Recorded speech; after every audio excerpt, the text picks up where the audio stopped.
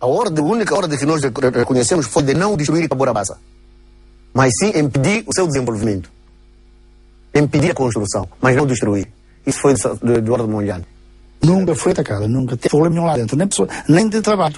Nunca houve problema nenhum de trabalho. A barragem de Cabora Bassa, com efeito, não houve, digamos, nenhum plano específico para a Cabora Bassa. Organizar um ataque mesmo em grande envergadura nunca se realizou, porque não tínhamos força suficiente para enfrentar. Embora nós gritássemos, não é? Cabora Bassa de lenda é, Cabora Bassa não vai ser construído, mas também nós dizíamos, sim senhor, deixa lá construir Cabora Bassa, isso vai ser útil para nós. Hoje Moçambique está independente, e posso falar que era para dificultar a construção de Cabora Bassa, quer dizer, dificultar como? Se nós recebemos missão de atacarmos, portanto, Cabora Bassa, atacarmos as tropas que faziam a escolta, material que ia para Cabora Bassa, as turbinas, essa coisa toda, não sei o quê, atacamos algumas vezes, mas a nossa força não era suficiente para impedir a construção de Cabora Bassa.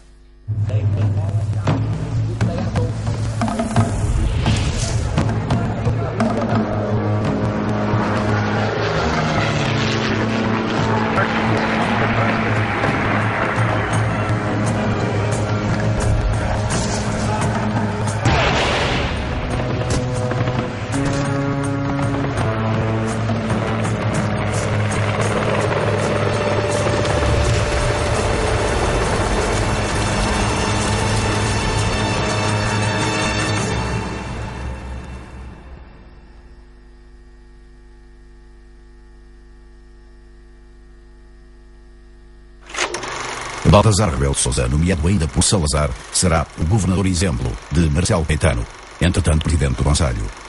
Quadro formado na mocidade portuguesa, o primeiro governador-geral civil em décadas, aproxima-se afetivamente das populações e inova no relacionamento com comunidades como a islâmica, muito importante em Moçambique. No plano externo, Rebelo de Sousa estreitou as relações da colónia com o Malawi, graças a Jorge Jardim, o responsável também por uma audaz operação de espionagem. Durante 6 anos, a Marinha do Malawi foi comandada por oficiais portugueses sob disfarce. A influência de Jardim junto de banda mantém-se com Arante Oliveira, que toma o lugar de Baltazar Rebelo de Sousa, e com o general Pousa da Riaga, que substitui António Augusto Santos. Dos mandatos dos novos governador e comandante-chefe, 2 homens que nunca se entenderam, ficou a Operação Nogórdio, a maior ação militar realizada em toda a guerra, e o lançamento da barragem da Bassa, a maior obra de construção erguida pelos portugueses em todo o ultramar. A necessidade de defender Cabora Bassa e o aumento da atividade de Frelimo na região de Tete comprometeram os planos do comando-chefe para dar sequência à Operação Nogórdio. Pousa da Riaga planeara uma nova grande ação militar, com a qual pensava poder consolidar as posições portuguesas em Cabo Delgado. Com a Operação Fronteira, ambiciosa e dispendiosa, o general pretendia bloquear as linhas de infiltração da Frelimo, através da Tanzânia, com o fim último de isolar da guerrilha todo o Planalto dos Macondes. Para isso, o comandante-chefe imaginou um enorme complexo centrado em Mangade, implicando a construção de uma estrada alcadoada paralela ao rio Rovuma, integrando um sistema de interdição da fronteira ao longo de centenas de quilómetros. Um dispositivo que incluía acordelamento e aldeamentos, alguns já existentes, outros construídos então, e era servido por diversos meios de vigilância: postos, patrulhamento permanente, campos de minas, rede de proteção eletrificada. Estou de acordo, mas acho realmente que é muito difícil, porque nós igual tivemos uma ideia semelhante. O obstáculo não é só o Cruzeiro. Em Moçambique já não era obstáculo, era realmente povoar realmente a zona.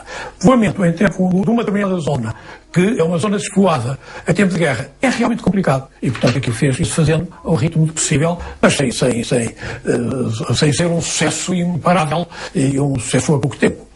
Eu achei sempre que a Operação Fronteira foi uma operação asmática sob todos os aspectos. A Operação Fronteira é que o Joca da Riaga, não foi a ideia só dele, muitas pessoas que dão também a mesma ideia, achava que se nós estabelecêssemos na fronteira de Moçambique, norte de Moçambique, posições defendidas, que era mais difícil a Frelimo atravessar o Rovuma.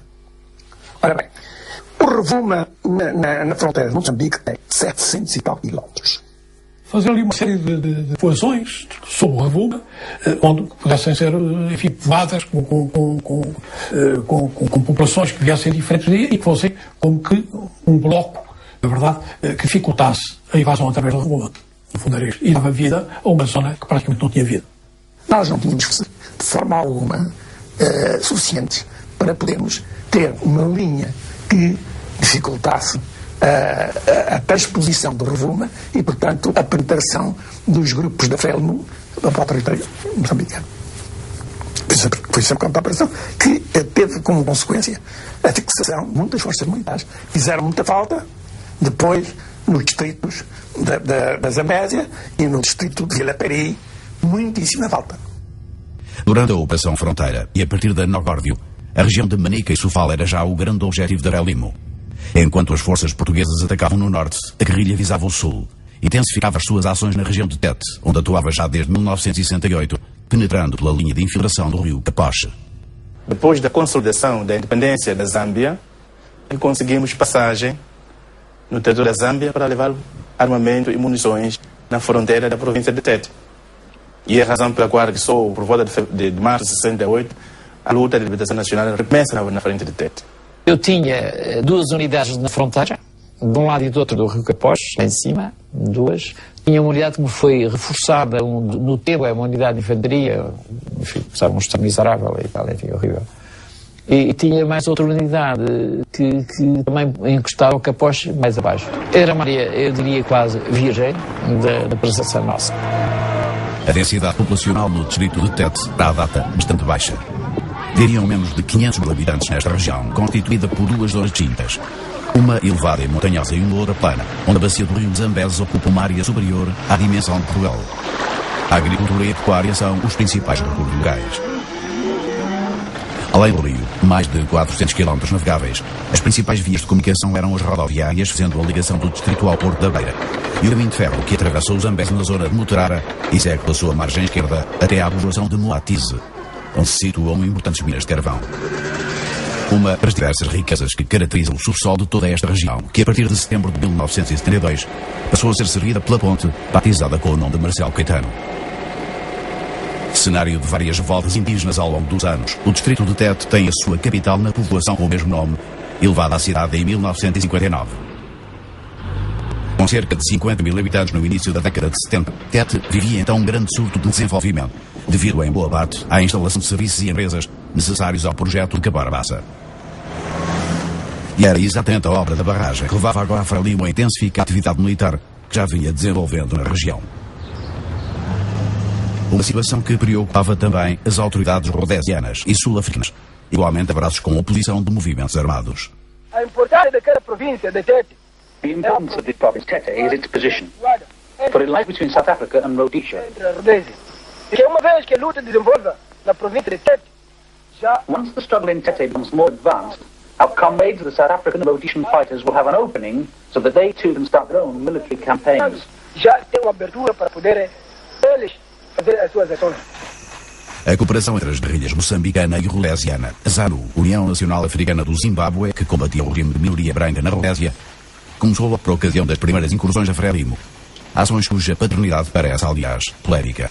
A FRELIMO sabe que eu é que abri a luta em Tete, fiz os primeiros reconhecimentos na fronteira de Zimbábue, Moçambique, para ver se havia condições no início da luta armada. Eu que recebi os primeiros combatentes do Zimbábue, Chimurenga, Nkono, e muitos outros que iniciaram a guerra no Zimbábue, provocaram uma situação, iam lá provocar os bues na altura, fugiam para as nossas bases. Nós é que aguentávamos com os rodesianos, porque atacavam mesmo em grande escala, não é? Eu é que suportei tudo isso. Eu é que organizei a população para fugir para a mata.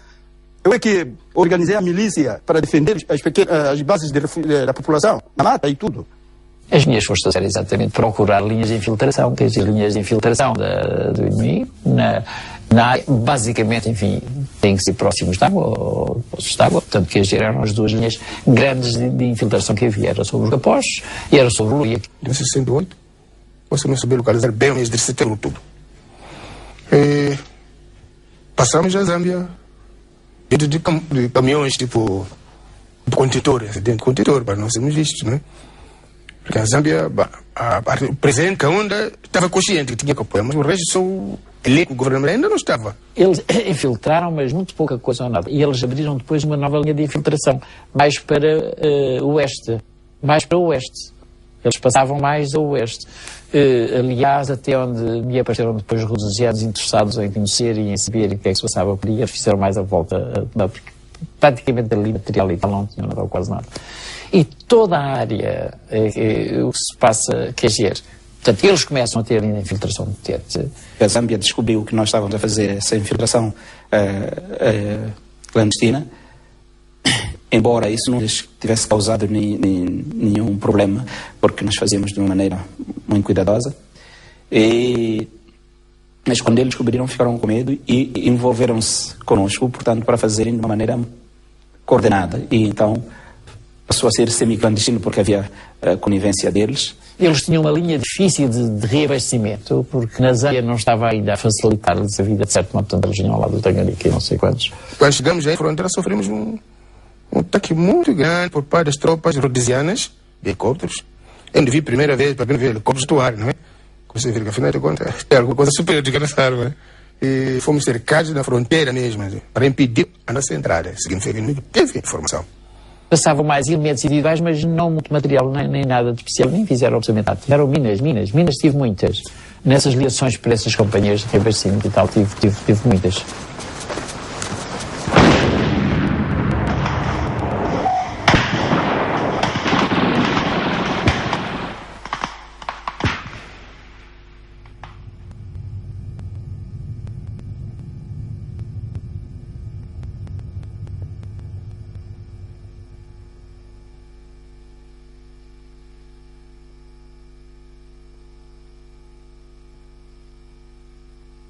Minas antitanques, minas antipessoais. Na altura ainda não tínhamos essas minas antitanques modernas. Usávamos simplesmente alguns petardos, juntávamos 500 gramas, miligramas e reforçávamos. Pomos petardo de 500 gramas no meio, um barro aqui quando seca, a gente embrulha seca, com muitas pedras e amarra-se bem amarrado mesmo. E quando vamos cavar para antitanque, temos a medida exatamente que cabe encher de pedras. Quanto mais resistência houver, mais força tem a explosão. A Frelimo estava atacando por muitas partes. Eu tive contato com a Frelimo a primeira vez em Mucumbura, mas em Mucumbura tinha contato desde um canha, não é? E via o avanço da Frelimo, não é? E a aderência da população. A tropa portuguesa cada vez tinha que atuar mais forte. Em Xangar havia companhias, estavam comandadas por, penso que era um tenente-coronel. E era algo assim de terror, não é? Porque muitas vezes os dirigentes, diríamos, do governo português, os militares, confiavam, talvez, naquelas pessoas que viviam próximos dele. E talvez eram os primeiros que levavam as mensagens para Frelimo. Então havia terror. Eu tive, para lhe dar uma impressão da atividade deste batalhão, e que já existia, e havia já na altura a palavra que assustava de moeda e as coisas. Eu tive mais baixas no meu batalhão e tive mais feridos e mais baixas do que em moeda os tais batalhões que andavam desestados e preocupados e tal. O próprio tenente-coronel chegou um dia na minha casa, quando eu estava já rodeado em Xangar. Padre, vamos distribuir leite aí nas aldeias. E eu já sabe que não vou, e com a tropa menos. Mas, padre, isso é uma obra de caridade. Eu lhe digo que não. Não. E isso eu arrebentou uma mina. Foi para o ar, não morreu, a coluna sim. Eu fui visitar o hospital. Diz, o que está satisfeito? Eu não estou satisfeito nem de si, nem de ninguém. Não é? Mas todos nós sabemos que as estradas estão minadas. A minha mina não era possível desminar. Era um tipo suicida, assim. Porque quando a gente pega naquela maré, por baixo, a gente chamava uma granada. Defensiva mesmo. E tirávamos a segurança, não é? Punhamos aquela base bem com aquela parte da alavanca da segurança da granada lá embaixo. Depois já não se pode tirar mais. Ou explodir aí, ou deixar aí ficar. Porque se tentar tirar, primeiro algumas tropas coloniais sofreram por isso, antes de descobrir o que havia. Tivemos uma ação grande de muita atividade, mas se me disser, que sucesso fechei, não fechei nada, quer dizer, evidentemente, não é... Eles não tinham bases nenhumas ali, não tinham bases, tinham pequenos pontos de apoio próximos da água, quer dizer, entendamos.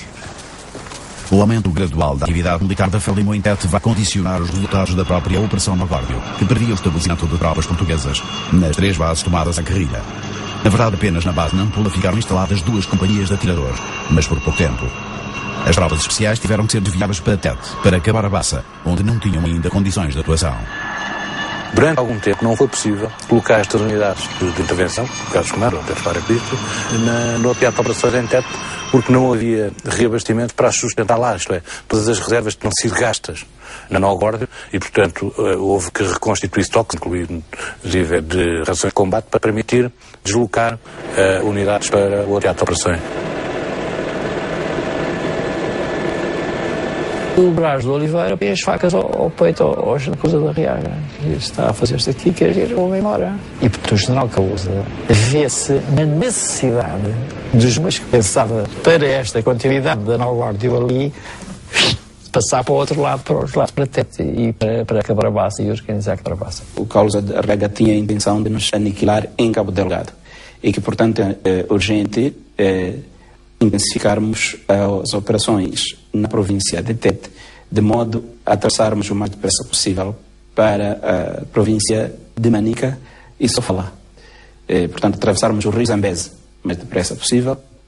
Aliás, era uma operação que também tínhamos começado por outros motivos que se prendiam com a construção da barragem de Cabrabassa, né? Nós tínhamos que atravessar o rio antes de se encher a Albufeira. Como chamava o camarada presidente Zamora, chamou-me, olha, você, portanto, vai sair amanhã com uma companhia, tanto a Frelimo confia em si, e na presença do atual presidente. Ele era, o senhor Tissano era o responsável de segurança, na presença dele. O camarada Zeca vai receber uma missão nova, leva essas duas companhias para Tete. Quando chegar em Tete, vai ter o chefe da defesa da província, que é José Maiane, ele vai lhe atribuir uma nova missão. Mas já estou lhe avisando, a sua missão é para você atravessar o rio Zambeze. Controlávamos as forças coloniais e nós passamos. Mas havia dificuldade por causa da distância. Eu só vejo que o nosso material vinha da Zâmbia à cabeça.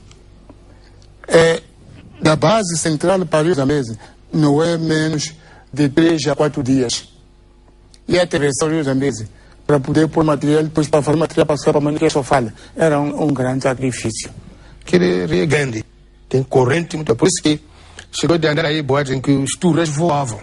Porque era difícil imaginar que aqui atravessou qualquer patrulhamento. O rio Zambeze, na altura, era o obstáculo principal do nosso país. Do meu país divide sul e norte. E por isso mesmo não havia voluntário, assim com facilidade. Ele olha, eu sou voluntário, vou para o sul.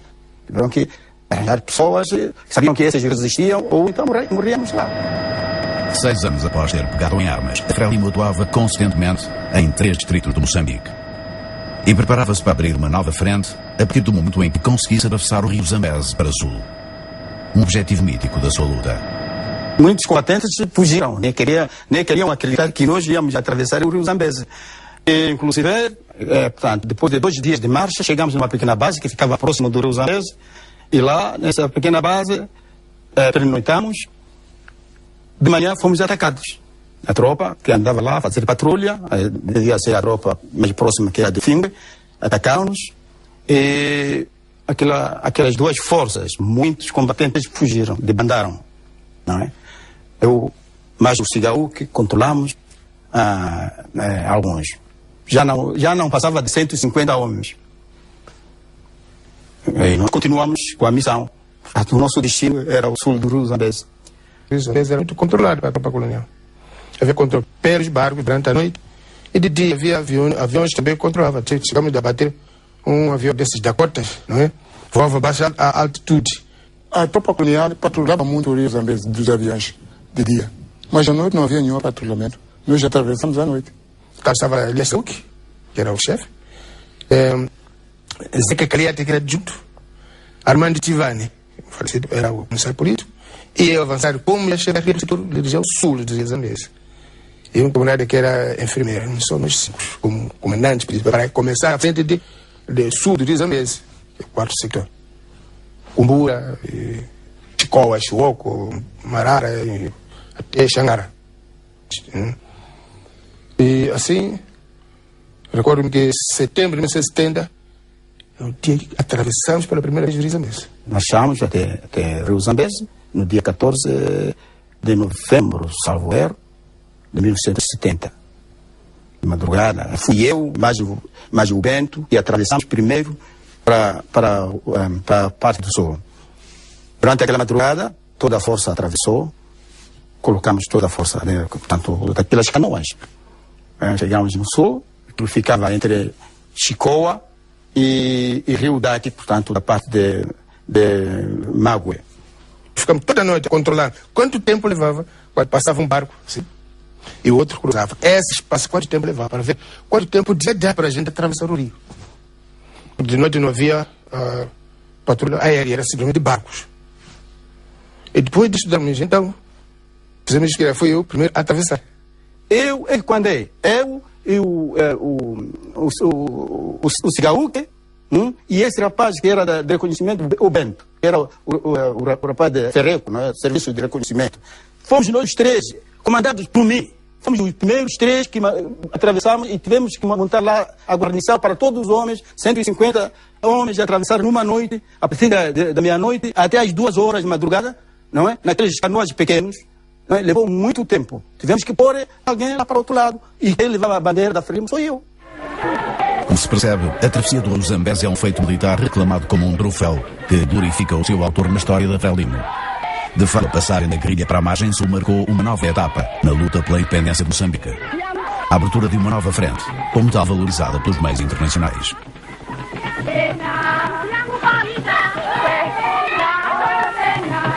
Quando atravessamos, tínhamos GP-7, tínhamos metralhadoras, tínhamos morteiros 82 milímetros, mas não era grande quantidade. Tudo isso veio chegando conforme o tempo. E tínhamos morteiros de 60 milímetros, isso é que tínhamos uma quantidade deles. E depois eram metralhadoras, a capa Kalashnikov, não é? Como nós chamávamos, e outras armas semiautomáticas. E minas, é claro, minas antipessoal, minas anticarro, antitanques.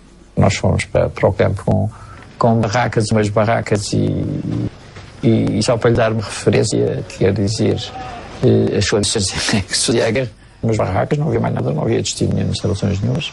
Levávamos um nível de munições 70 mil para o batalhão. 70 mil era o nível que devia ter uma companhia. Quer dizer, e não houve acidentes graves, porque de facto era gente muito mais fraca.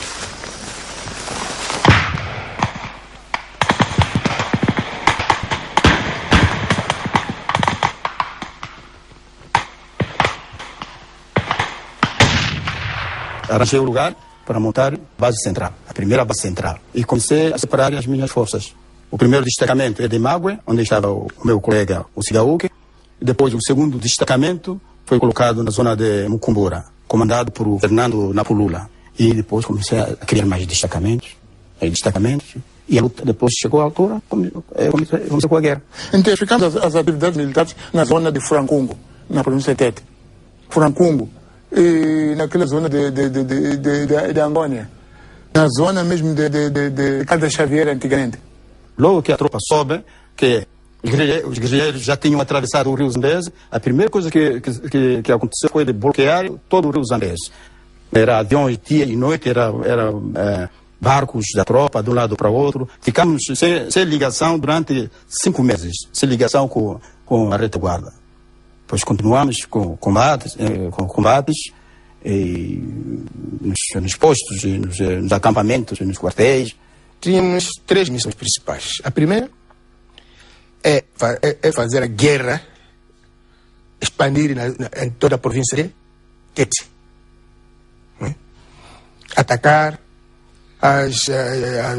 todos os quartéis inimigos, todos os objetos econômicos que alimentam a máquina colonial.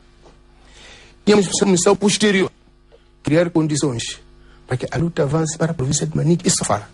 Tínhamos o problema de Cabrabaça, era uma das missões que nos levou, uma das missões que o Samora me confiou essas duas forças, essas duas companhias para atravessar o Rio Zambeze e impedir a construção de Cabrabaça.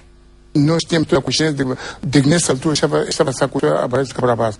Ora, construindo a Cabora Bassa, havíamos de atravessar sim, mas com muitas dificuldades. Então vimos que nessa altura deveríamos atravessar a Cabora Bassa para podermos chegar ao sul do país. Havíamos de chegar a Manica Sofala e chegar ao sul do país. Quando foi definido fazer a barragem, ninguém duvidou que a guerra que nos fazia voltar atrás. Portanto, aquilo é dissuasão. É uma grande albufeira que se fazia. Ficavam pelo menos 300 e tal quilómetros, 400 quilómetros de água inundada com uma largura mínima de 20 quilómetros. Portanto, é uma barreira disponível para as Almadias. Almadias é aquela canoa isna. Com os sistemas mais ou menos sofisticados que estavam a aparecer, radares, essas coisas todas, estava seguro aquela parte norte. Sempre apoiar-se também na África do Sul e na Rodésia. E havia já 2 batalhões a norte também. Havia um no Fingo e havia outro no Furancunco. Em Baiana também havia 3 batalhões. Portanto, toda a gente estava sossegado. O avanço da guerrilha para o sul obriga, no entanto, o Estado-Maior português a uma profunda alteração do dispositivo militar e a um grande reforço de meios nas áreas de Tete e de Manica e Sofala. Em 1971, há já 4 batalhões que, a partir de meados do ano, vão aumentar gradualmente até atingir, em 1973, 13 batalhões e 5 setores operacionais. Na península que se estende até à beira, atuarão, para além das forças de quadrícula e sob o comando-geral dos grupos especiais, a maioria das unidades de intervenção, comandos, paraquedistas, fuzileiros e grupos especiais. Em Guru é instalado o COFI, deslocado de Cabo Delgado após a Operação Nogórdio. Em Tete, criado o Comando Operacional de Defesa de Cabora Bassa. E defender Cabora Bassa é a prioridade militar. Calusa da Riaga diz que não contava com o empreendimento e considera-o um erro do governo. Não mediu as exigências de defesa que o projeto implicava. Mas para o governo, a barragem é muito mais do que um enorme projeto de obras públicas. O significado verdadeiro da obra é espiritual. Pois ela representa a decisão de um povo de permanecer nas terras que herdou dos seus antepassados. Por motivos opostos, Frelimo dá a ideia de pretender impedir a construção da barragem. O êxito do projeto seria, no plano interno, um importante revés para o avanço da sua luta. E, em termos internacionais, uma manifestação de incapacidade. La construction du barrage de Cabora Bassa. Les impérialistes portugais veulent l'utiliser pour soumettre notre peuple à un esclavage encore plus grand. Por estratégia global de Frelimo, quer dizer, não havia a intenção de dizer, bom, é para destruir Cabora Bassa. Mas havia uma linha política que era de que Cabora Bassa destina-se, número 1, a fazer uma barragem, número 2, a criação de uma área grande, não é? Na zona da Albufeira, e que Portugal tenciona colocar um número muito grande de colonos. E então, se isso viesse a acontecer, poderia uma situação, portanto, de instabilidade ao processo da luta de libertação. Ou seja, os colonos, uma vez implantados, poderiam constituir reforço das posses coloniais. Os protestos da Frelimo contra Cabora Bassa chegam às Nações Unidas, onde são aprovadas várias resoluções. Visam não só Portugal e a África do Sul, mas outros envolvidos no projeto, cuja empreitada é entregue ao consórcio ZECO, formado por 17 empresas sul-africanas e europeias, de França, Alemanha, Itália e Suécia. Prevaleciam nas Nações Unidas os argumentos do país que apoiavam a luta da Frelimo, aqui expressos num filme soviético realizado junto da guerrilha.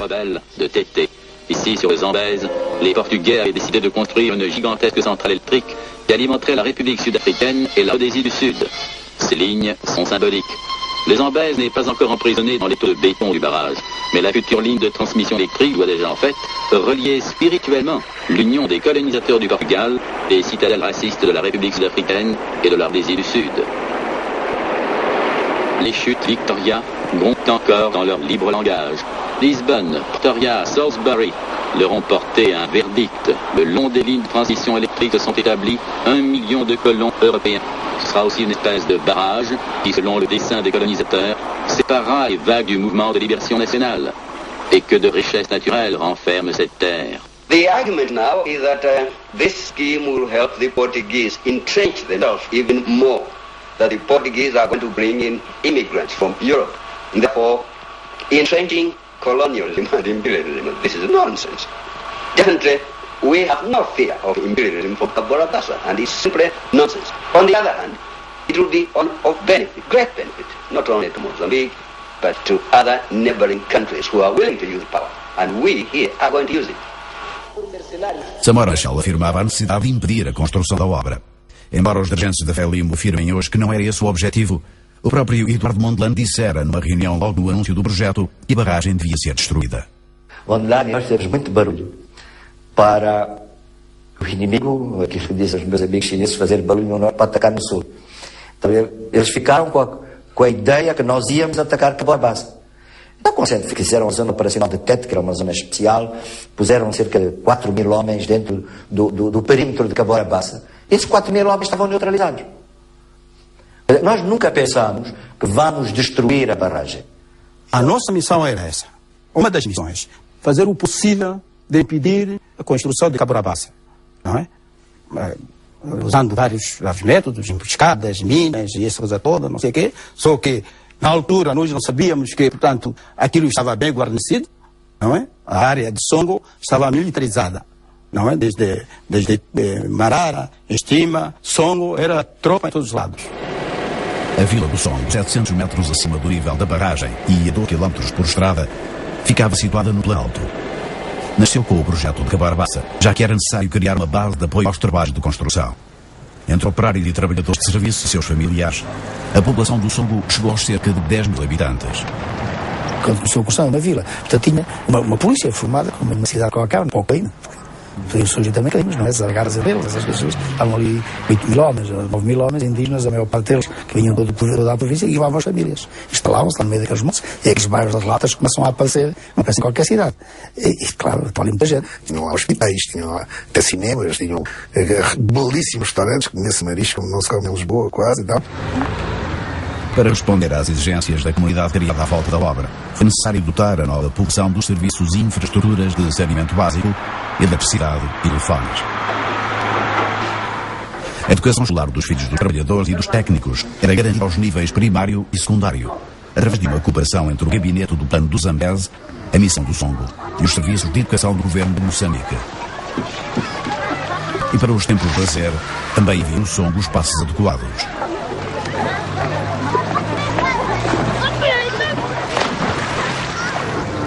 Toda a gente é fiscalizada. Vamos dizer assim, tudo é fiscalizado. É? Toda a pessoa que lá estava dentro tinha um número, só tinha uma porta de saída. Essa porta de saída tinha um cartão para entrar e tinham que trazer esse cartão com eles. Um cartão que dava logo a fotografia, ninguém entrava sem o cartão.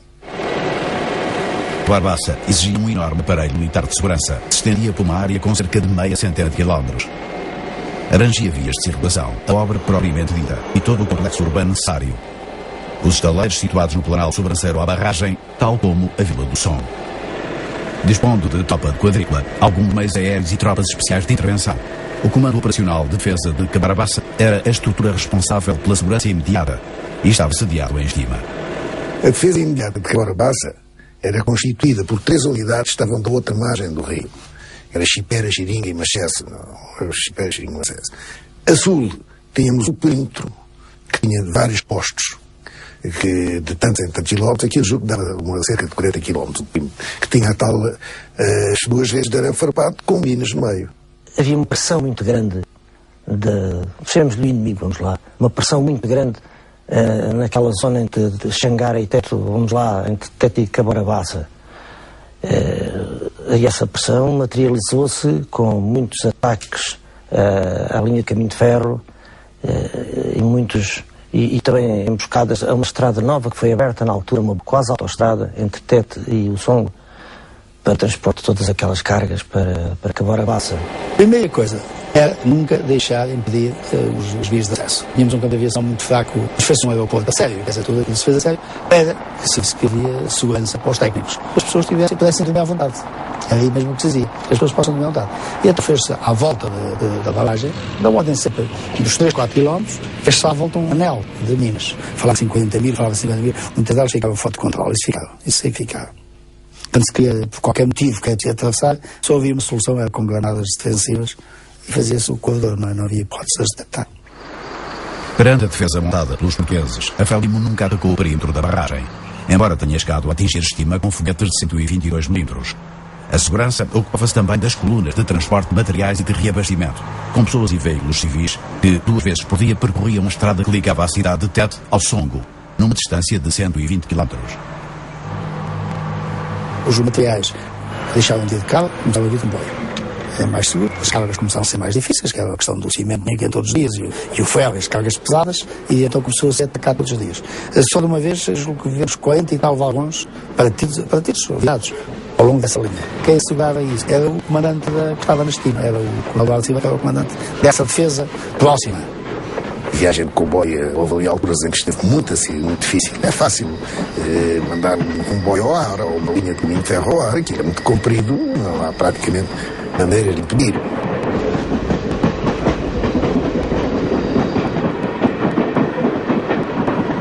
Eles começaram a arcar o comboio todos os dias e voltámos outra vez às colunas.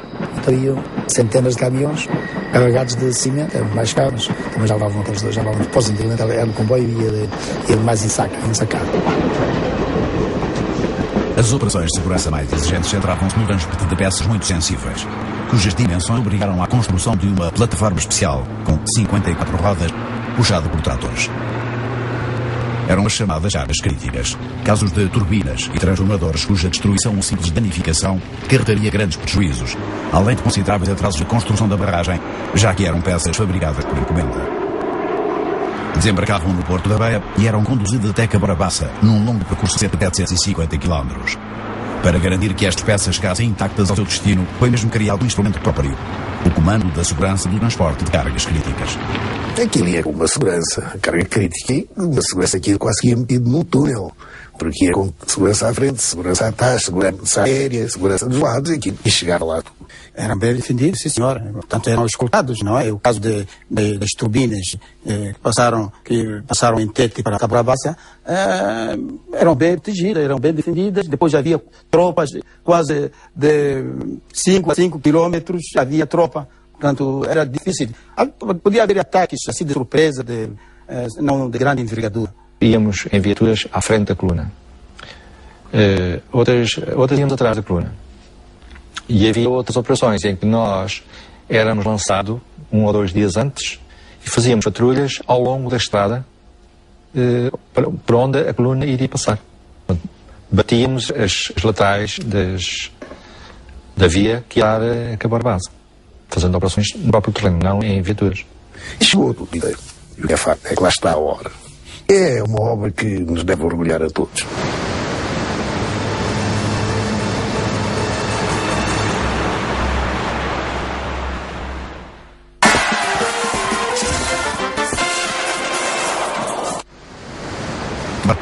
Através de túneis escavados na rocha.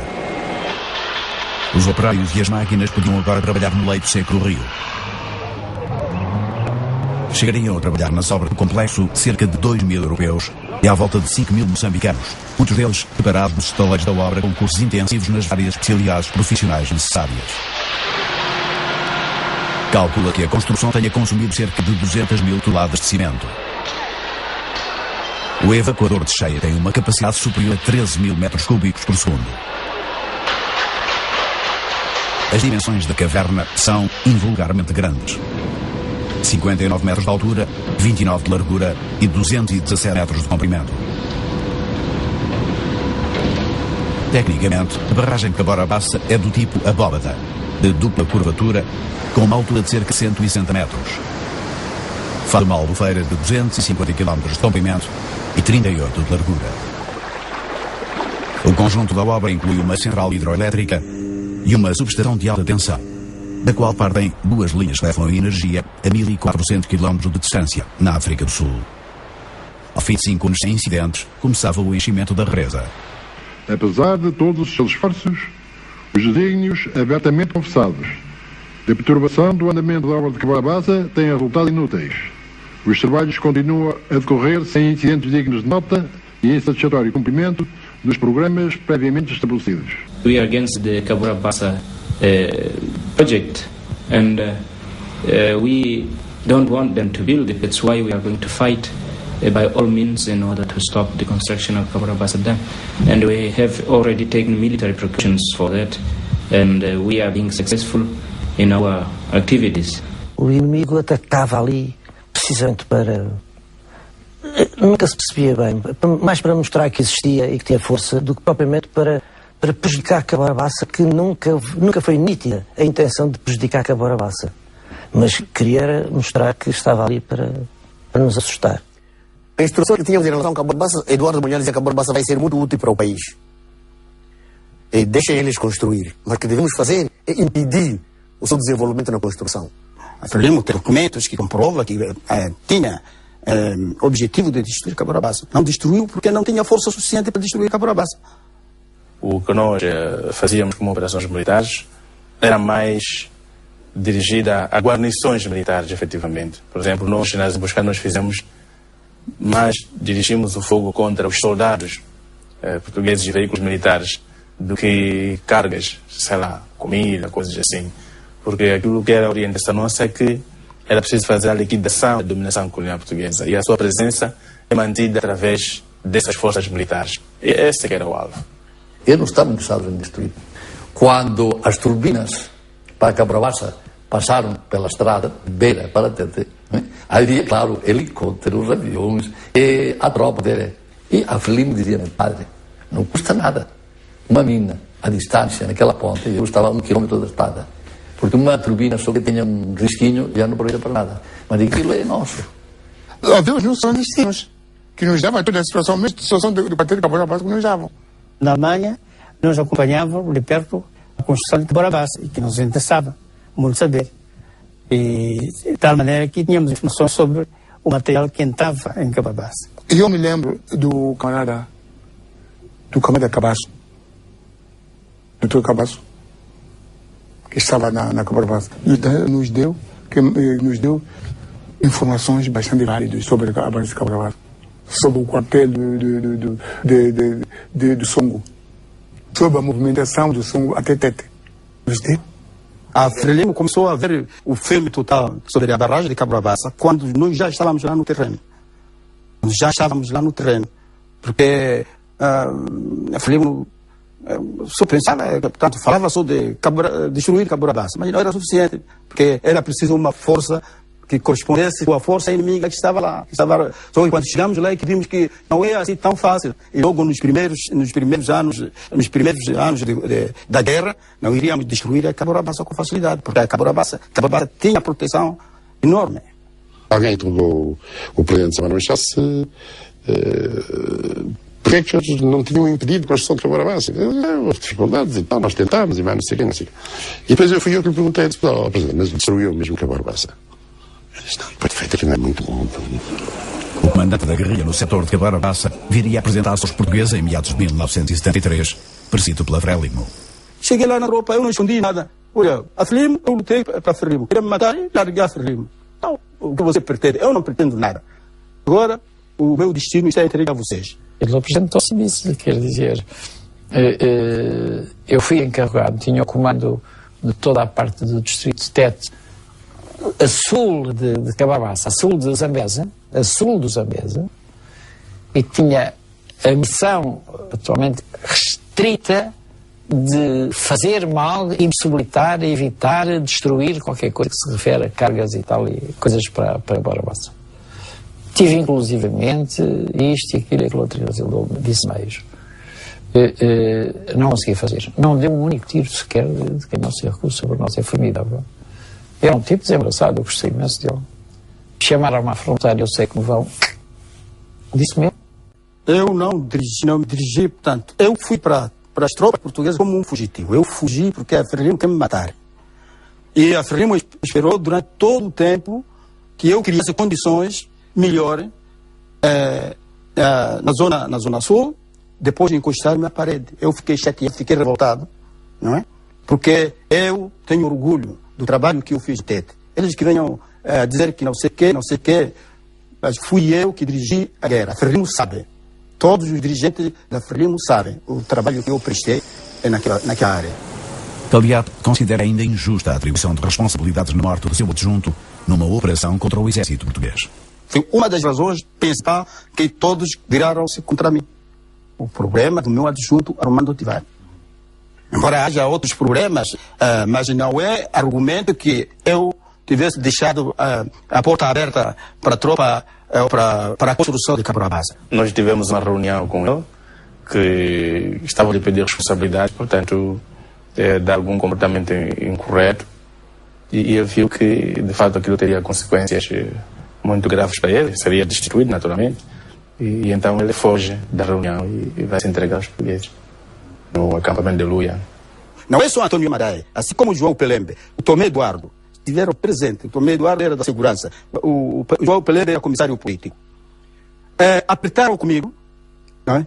Coisas banais, que não tem nem pele, não é? Quando querem empurrar uma pessoa, a gente arranja argumentos que não têm validade. Por isso, no fim da reunião, terminou-se a reunião, eu retirei-me da reunião. Deixei a base, porque eu sabia, depois já tinha recebido mensagens enviadas da base central, que os elementos da informação vinham me informar, dizer, cuidado, o comandante vai lhe matar. Mostraram mensagens enviadas por Sebastião Mabote para me assassinar depois dessa reunião. Zeca Calhate é substituído por Amatai. Entretanto, chegam novas armas. Aparecem os B11, na verdade, o 14,5 e mais tarde o Estrela 2M. Então, o impacto realmente foi muito grande. O ataque de estima que eu falava, por exemplo, nós usamos isso. Portanto, aquilo tem alcance de 11 km. Portanto, se quisesse lançar contra o Songo, não haveria qualquer problema quanto a isso. Portanto, não houve intenção de fazer. Eu sempre a ideia é uma massa que seria de blindado mesmo. Os militares acreditavam nisso plenamente. Os comandantes, não é comandantes. Acreditavam nisso aí mesmo. Eu digo com os generais, almirantes, toda a gente lá andava, toda a gente lá chegava, e toda a gente era unânime em dizer, pronto, isto não tiver feito, nós estamos aqui de pé e calma. A barragem não foi o obstáculo intransponível que os portugueses imaginaram. E para que pudesse ser construída em segurança, exigiu a concentração por toda uma vasta região e uma poderosa força militar, que chegou a absorver quase metade de todo o contingente presente em Moçambique. Uma situação que deixou mais claro aquilo que se verificava há já algum tempo nas colónias em guerra. As tropas enviadas pela metrópole não eram suficientes para manter a defesa. Não conseguindo do governo umas mobilizações necessárias, Cousa da Riaga vai acentuar a africanização através do recrutamento local. Ele tentou realmente africanizar a tropa no Teatro de Operações de Moçambique, numa perspectiva de Moçambique ser autossuficiente e não precisar, portanto ele também previu, com certeza, que realmente as Forças Armadas Portuguesas estavam esgotadas, aquilo era uma situação já de deterioração que se ia agravar radicalmente. Apesar de já ter começado em Angola e na Guiné, a africanização só chega a Moçambique quando Cousa da Riaga, em 1970, e perante a incompreensão do governo, segundo diz, inicia a criação de grupos especiais formados por nativos. Isso começou a surgir quando iam lá os jornalistas estrangeiros. Não, começo. E perguntavam, então quantos pretos há nas vossas... quantos africanos, quantos pretos há nas Forças Armadas? E quantos brancos? Estavam a fazer umas comparações. Pá. E eu dizia, não sei, nós somos multirraciais, mas não sabemos contar, são todos iguais para nós? Não sei. Mas é que vamos mandar contar.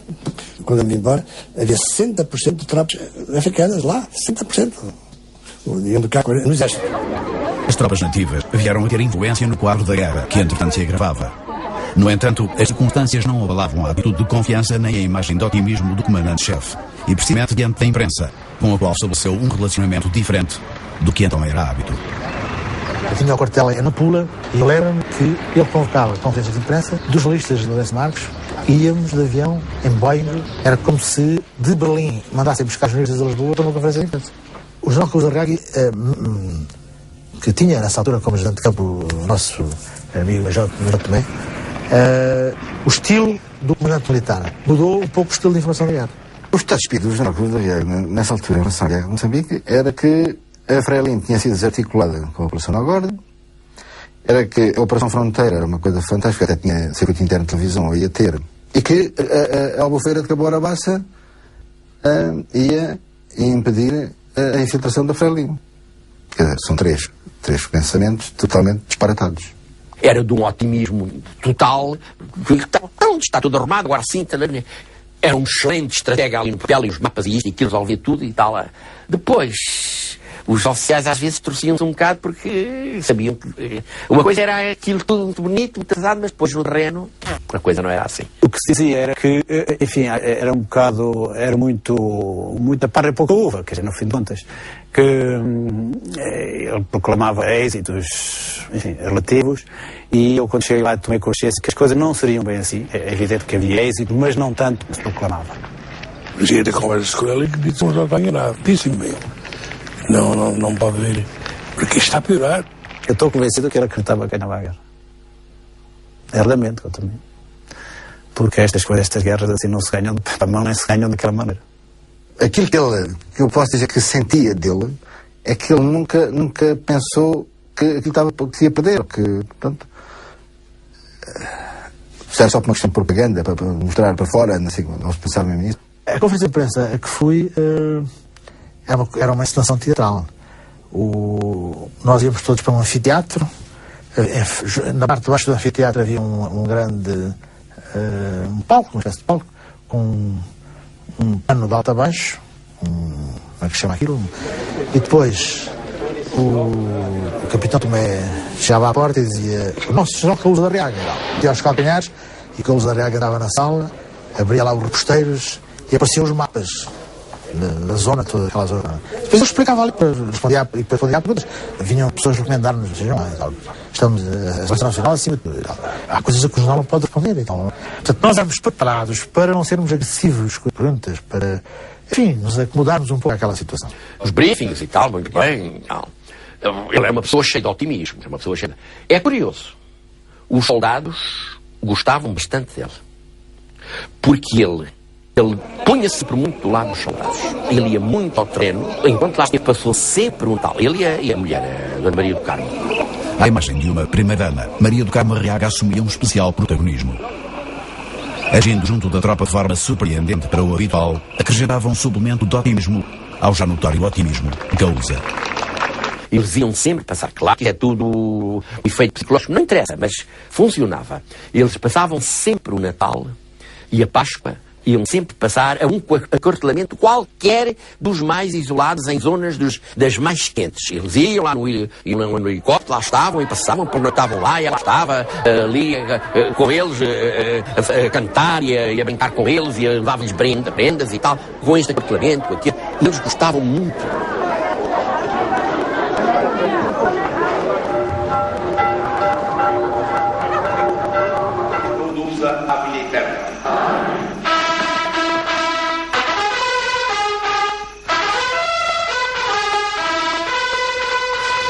Soldado de Pundanhar, soldados da região militar de Moçambique. Pundanhar, no nordeste de Moçambique, na fronteira de Rovuma, onde os atos de terrorismo se sucedem, simboliza perfeitamente o esforço, o magnífico esforço português, nesta luta em que vimos impondo a verdade, a justiça e a fraternidade. Hoje, véspera de Natal, penso nas vossas famílias. Que Deus as abençoe. Que Deus os proteja. Que o novo ano vai começar. Que Ele ilumine os nossos inimigos e os conduza à razão. Que nos conceda a vitória e com ela nos traga a paz. Suave, Caúza da Arriaga pede as graças de Deus e do novo ano, parecendo acreditar numa vitória militar em 1971. Para isso, julgaria ter encontrado a arma decisiva que já tinha começado a preparar. Um exército moçambicano formado por grupos especiais de combate, a partir de novos recrutados, antigos guerreiros e milícias já criadas.